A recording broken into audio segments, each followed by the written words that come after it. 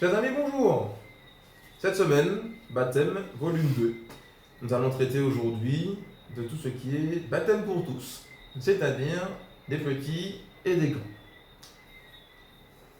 Il est vrai que c'est seulement dans la religion catholique qu'on baptise des petits-enfants. Quand on dit petits-enfants, on parle des personnes qui n'ont pas encore l'âge de raison, on parle des enfants qui n'ont pas encore de foi personnelle, donc des bébés qui sont peut-être même pas conscients de tout ce qui se passe autour d'eux et qui pourtant reçoivent le baptême. Contrairement aux autres religions chrétiennes où on attend que la personne soit en âge de comprendre, de faire le choix elle-même, de demander le baptême, de choisir Jésus.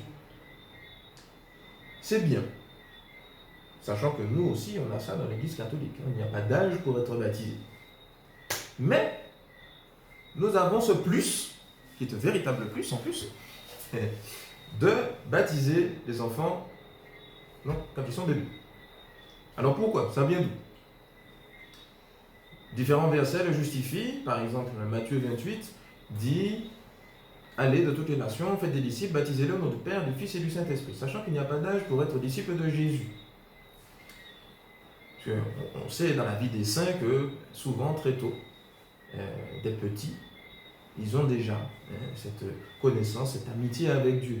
Bon.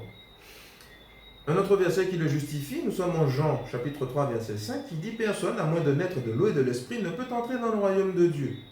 Et l'Église a toujours compris avec ce verset qu'on ne pouvait pas priver les enfants du baptême, puisque de la même manière que les parents font naître l'enfant au monde, et de la même manière, quand on le baptise, on le fait naître en Dieu. Et en continuant la réflexion, on n'attend pas que l'enfant soit en âge de demander à manger pour le lui donner. On n'attend pas non plus que l'enfant soit en âge de demander à aller à l'école pour l'inscrire à l'école. D'ailleurs, si on attendait, peut-être qu'il n'irait jamais. Soit dit en passant. Donc, si j'ai conscience que le baptême, c'est une vie de bonheur avec Dieu, un peu comme les petits poissons qu'on a vus la semaine dernière, où ils baignent dans cet amour de Dieu, pourquoi attendre que mon enfant soit en âge de faire ce choix-là?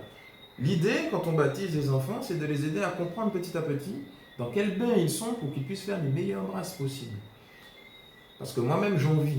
Je ne veux pas transmettre quelque chose que je ne vis pas moi-même. Et donc, c'est de l'ordre aussi de l'éducation. Et d'ailleurs, la réforme de la catéchèse va aussi en ce sens pour rappeler aux parents qui sont les premiers catéchistes de l'enfant.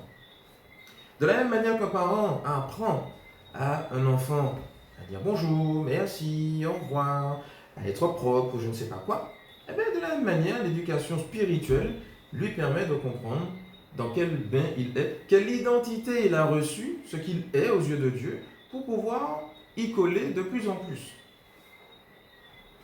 Et donc, très tôt, il est déjà dans cette vie en Dieu. Il a déjà un pied au ciel depuis son plus jeune âge. Donc, pourquoi attendre? Pourquoi ne pas lui partager ce bonheur très tôt? Ce qui serait dommage. Bon.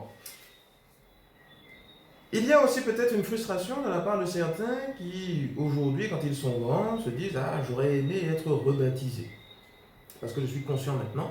Et voilà, quand j'étais enfant, mais je n'étais pas conscient du baptême. Maintenant, je suis conscient de ma vie en Dieu. Pourtant, un autre baptême n'est pas possible. » Éphésiens 4, versets 5 à 6, nous dit « Un seul Seigneur, une seule foi, un seul baptême.